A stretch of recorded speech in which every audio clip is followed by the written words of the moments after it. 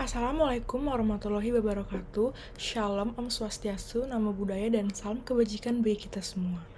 Hadirin yang saya hormati, pertama-tama mari kita ucapkan syukur kepada Tuhan Yang Maha Esa, karena tanpa kehadiratnya kita tidak dapat berkumpul dalam forum ini. Saya Priyanka Marsha Almeira, mahasiswa Universitas Terbuka jurusan Ilmu Pemerintahan, yang pada siang ini akan mempresentasikan mengenai polemik pembelajaran daring di masa pandemi COVID-19, yang tentunya ini menjadi pembicaraan yang menimbulkan banyak dampak negatif dan positif. Sebelum kita masuk ke topik utama, izinkan saya untuk membuka materi dengan memaparkan bagaimana awal mula virus ini masuk ke negara kita tercinta. COVID-19 ini dilaporkan masuk ke Indonesia pada 2 Maret 2020 di Depok, Jawa Barat.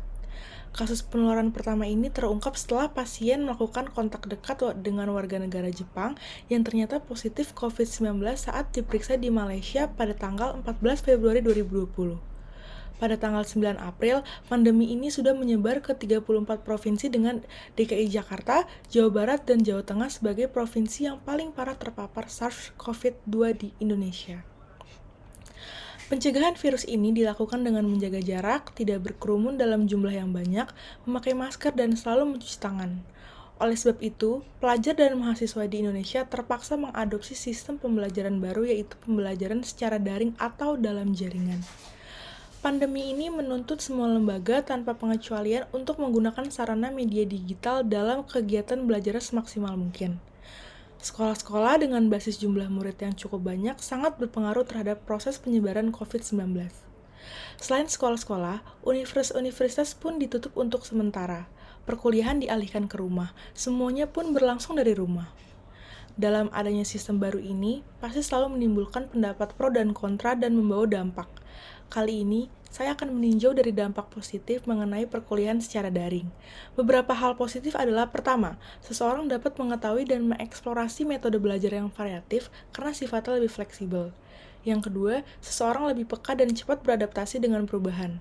Yang ketiga, menurut saya yang paling penting adalah beberapa orang merasa nyaman belajar dari rumah.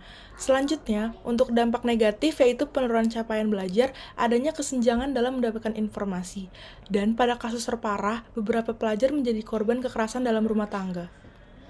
Polemik mengenai pembelajaran daring ini menurut saya dapat diatasi dengan semua tenaga ajar dan tenaga didik harus mengupayakan media pembelajaran yang variatif agar tidak membuat jenuh.